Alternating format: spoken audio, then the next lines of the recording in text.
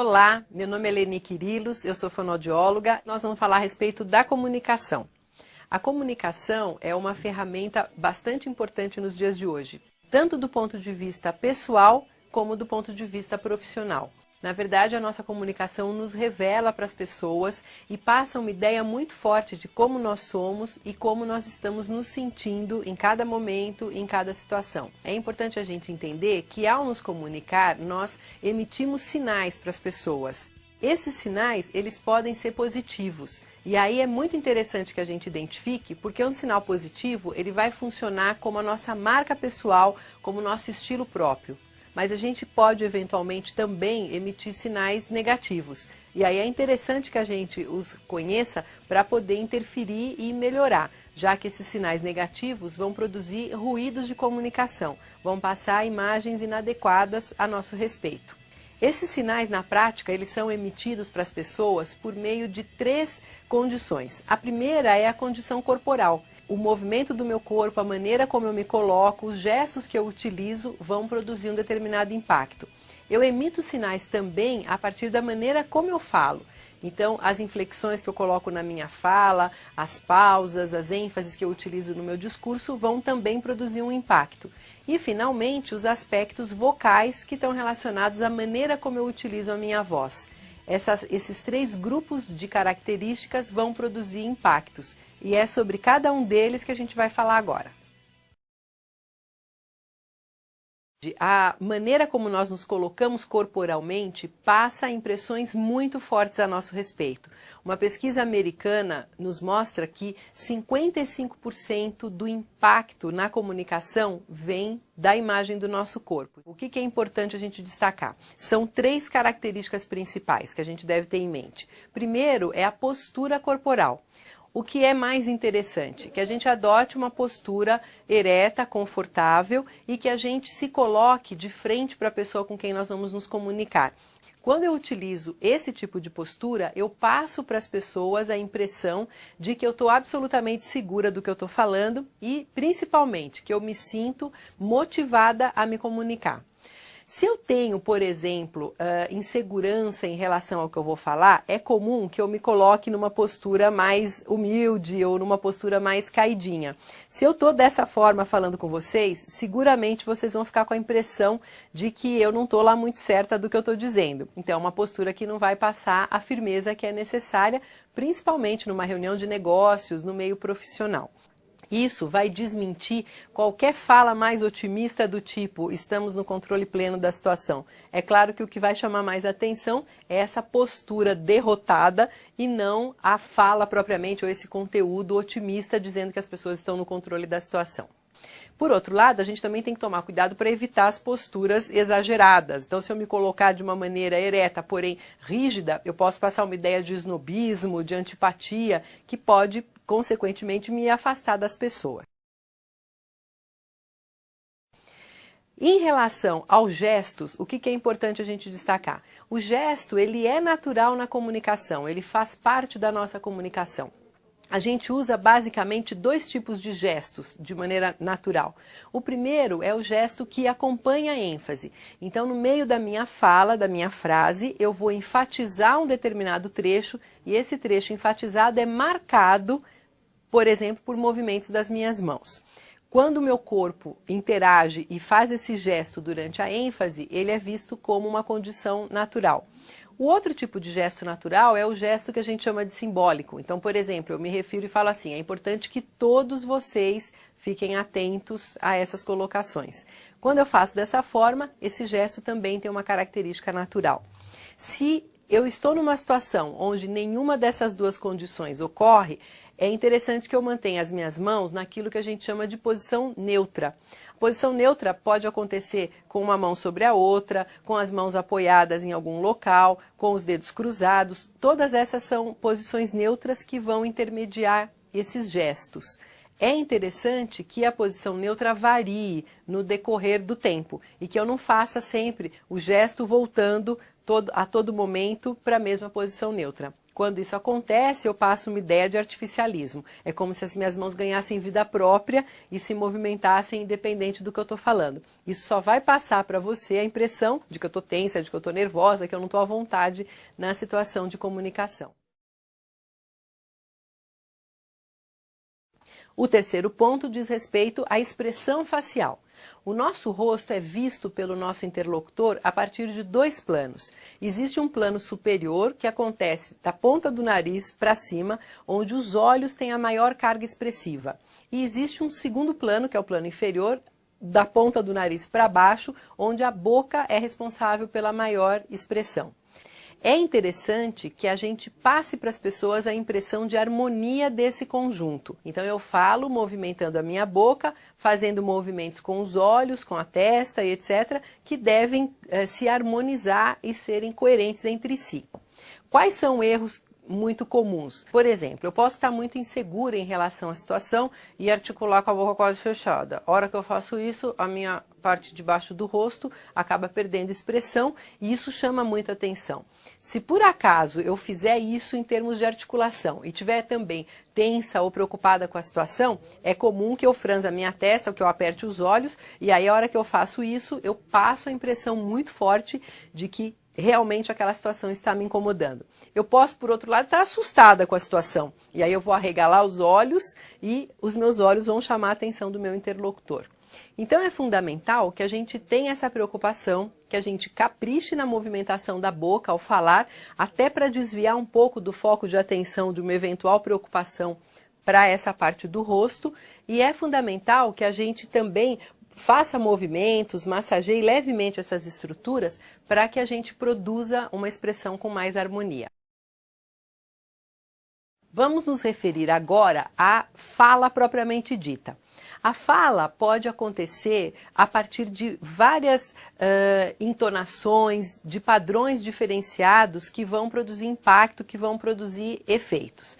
Vamos falar inicialmente na questão da modulação. Eu modulo a minha voz, o tom da minha voz, né, para produzir a minha fala, e a cada final de frase eu tenho 3 possibilidades. Eu posso finalizar num padrão que a gente chama de ascendente. Então eu falo, por exemplo, o frio pegou os paulistanos de surpresa. Quando eu faço isso com essa entonação ascendente, eu estou falando de algo alegre, festivo ou surpreendente, como é o caso do exemplo que eu dei. Se eu estou falando, por outro lado, de algo mais sério, de conteúdo mais triste, ou se está envolvendo um lamento ou coisa parecida, é comum que eu faça a finalização descendente. Então eu posso dizer, por exemplo, o acidente matou 3 pessoas. E aí é natural que eu faça esse padrão descendente. E a gente costuma usar um padrão mais linear, sem muita variação, quando nos referimos a coisas mais objetivas, sem muito conteúdo atrelado ao emocional ou sem muita subjetividade. Então, por exemplo, quando falamos o dólar vale hoje R$ 1,62. É um padrão mais objetivo que deve acontecer dessa forma. Então, como essas entonações produzem impactos diferentes, elas devem oscilar de acordo com o conteúdo. Portanto, eu vou ter variações na minha fala, na minha maneira de falar, que vai fazer com que o meu interlocutor se mantenha interessado naquilo que eu estou dizendo. Algumas pessoas tendem a viciar num determinado padrão. E aí essa forma engessada, previsível, ela passa a chamar mais a atenção do que o conteúdo que a pessoa está utilizando eventualmente na sua comunicação. O importante é que haja essa variação. Por exemplo, se eu falar mantendo sempre o mesmo padrão, o frio pegou os paulistanos de surpresa, as pessoas estão pegando os agasalhos nos armários, a previsão indica tempo ruim. Eu vou me tornar muito chatinha de falar dessa forma, porque isso é previsível, e tudo que é previsível deixa de produzir interesse em quem está nos vendo.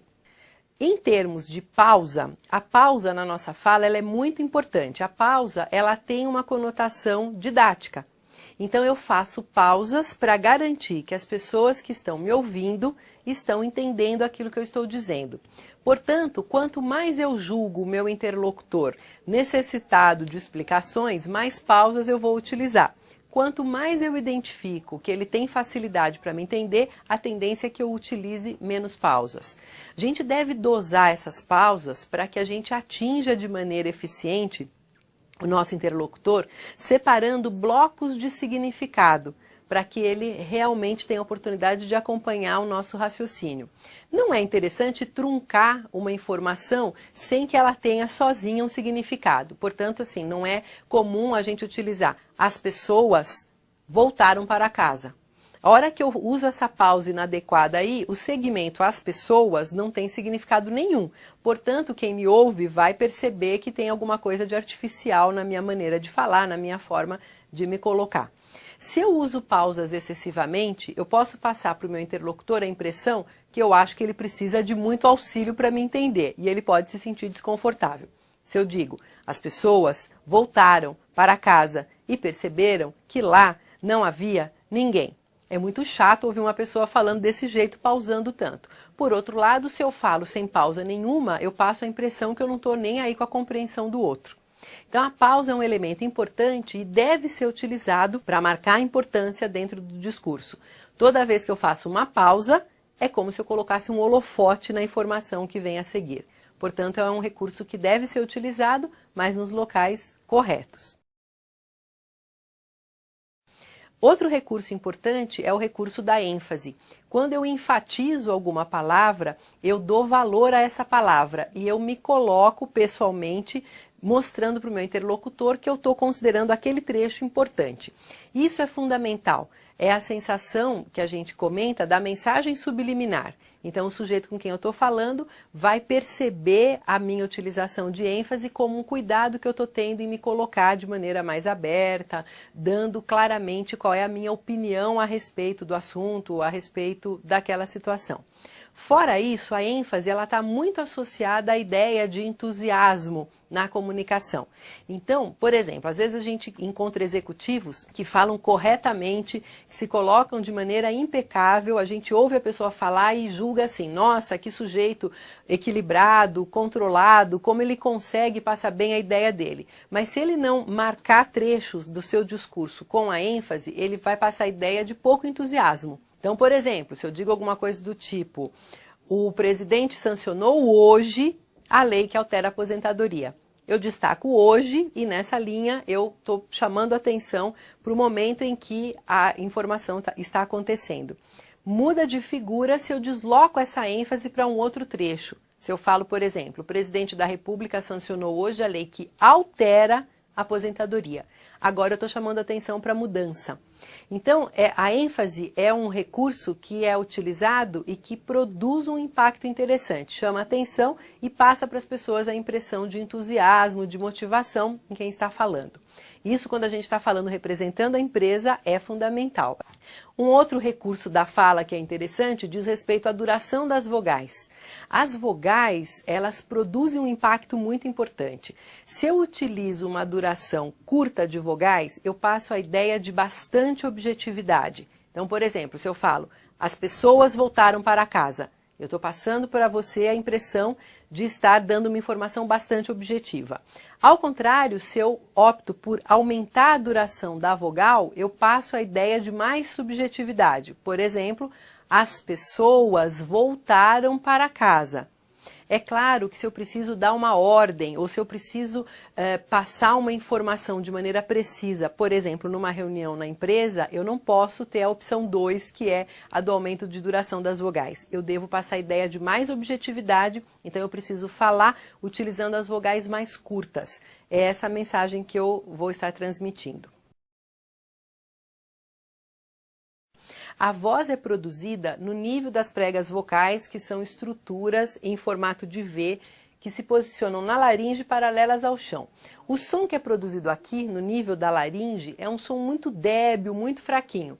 Esse som vai ser amplificado no que a gente chama de cavidades de ressonância. Nós temos basicamente 3 cavidades, que são a cavidade da garganta, a cavidade da boca e a cavidade nasal. O ideal é que a gente utilize essas 3 cavidades de forma equilibrada, que é o que eu estou fazendo agora falando com você. Quando eu utilizo dessa maneira, eu passo a impressão justamente de equilíbrio, de sensatez e de conforto na produção da minha fala, o que é bastante positivo. Eu posso, por outro lado, ter algum desequilíbrio nessa utilização. Por exemplo, eu posso jogar o foco da minha emissão todo para a região da garganta. Quando eu falo dessa maneira, além de sobrecarregar a garganta, que está fazendo sozinha o trabalho, que seria de 3 estruturas, eu passo para você a impressão de uma pessoa com pouca energia, de uma pessoa triste, quase que deprimida. Isso não é interessante para a comunicação da minha mensagem. Eu posso, por outro lado, desenvolver um padrão atípico, sem utilização de cavidade nasal, como se eu tivesse muito gripada naquele momento. A hora que eu falo dessa forma, eu passo para as pessoas uma impressão de separação, de falta de contato, porque o nariz está muito relacionado à afetividade, né? Já vista que os cantores românticos todos usam bastante cavidade nasal, James Taylor, Roberto Carlos, etc. Outra condição que pode acontecer é o uso exagerado da cavidade nasal, é eu falar com a ressonância mais nasal. A hora que eu faço isso, eu passo a impressão de uma pessoa mais fútil ou de uma pessoa menos preparada profissionalmente, e aí é um ajuste que também é negativo. A voz, ela se reveste de uma importância muito grande na preocupação da gente ou no cuidado que nós devemos ter, porque a voz, ela é absolutamente subjetiva. A voz é uma das projeções mais fortes da nossa personalidade e dessa maneira a gente incorpora características vocais na nossa comunicação, praticamente sem nos dar conta de como isso está acontecendo, de maneira absolutamente intuitiva, subjetiva, só que as impressões também chegam para as pessoas dessa forma. Então é mais comum que as pessoas acreditem na maneira como nós estamos falando e utilizando a nossa voz. Alguns cuidados são importantes. Vamos começar falando sobre a qualidade vocal. O tipo de qualidade vocal, ele pode ser neutro, que é como eu estou falando agora com vocês, e essa qualidade neutra, ela vai passar para a pessoa a impressão de conforto ao falar, de tranquilidade, de controle da situação. Eu posso, por exemplo, desenvolver uma voz com característica rouca, e aí eu passo para você a impressão de que eu estou fazendo força para falar, eu dou a ideia do desconforto. Quando eu utilizo a voz dessa maneira, eu gero incômodo e a pessoa que está me ouvindo tende a ficar com menos boa vontade para me ouvir e faz uma ideia a meu respeito de alguém cansada, que já está no limite das forças, que não está aguentando mais dar conta da situação. Nessa linha, é fundamental que a gente utilize a nossa voz de maneira eficiente e sem a presença de esforço. Se você tem alguma dificuldade nesse sentido, procure ajuda, porque realmente é uma característica que produz um impacto muito forte. Outra característica vocal importante é o tom de voz que a gente utiliza. A gente pode ter uma voz um pouco mais grave, ou melhor, uma voz um pouco mais grave, ou uma voz um pouco mais aguda. Quando a gente tem esses extremos, essas variações, o que acaba acontecendo?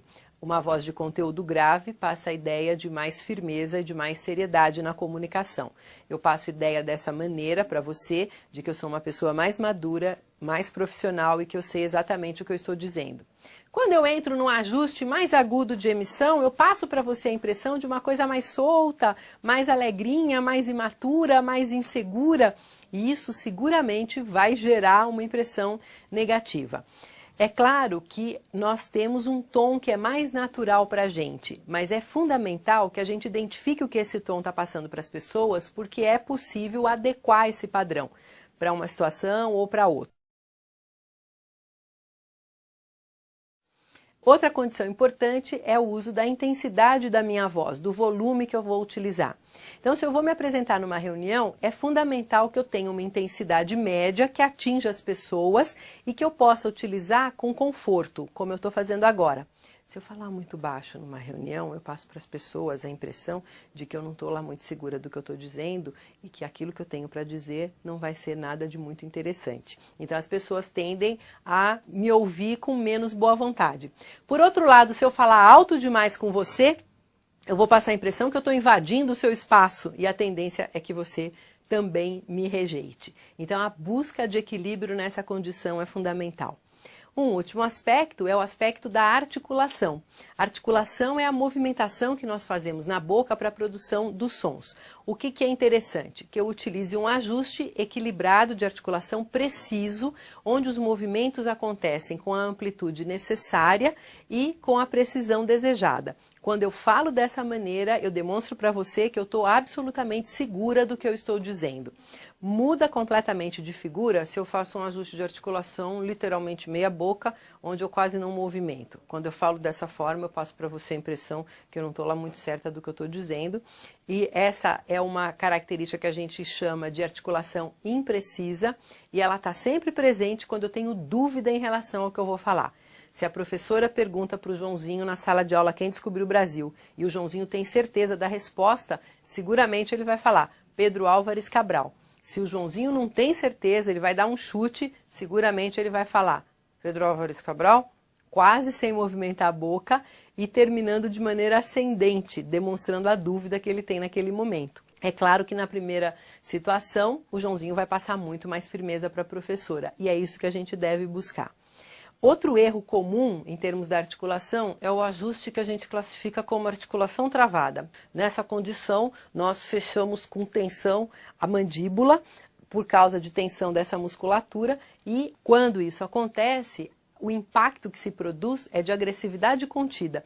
É como se a pessoa estivesse prestes a querer me esganar. Então ela fala dessa maneira, ela passa essa impressão. Ela vai produzir como reação atitude de defesa ou de ataque do seu interlocutor. E uma outra forma é o ajuste exagerado de articulação, quando a pessoa faz o que a gente chama de sobrearticulação e exagera nessa movimentação. Quando a pessoa fala dessa maneira, ela passa a impressão de snobismo. Essas são as características principais e é interessante que você se observe nesse sentido para, consequentemente, produzir o melhor impacto.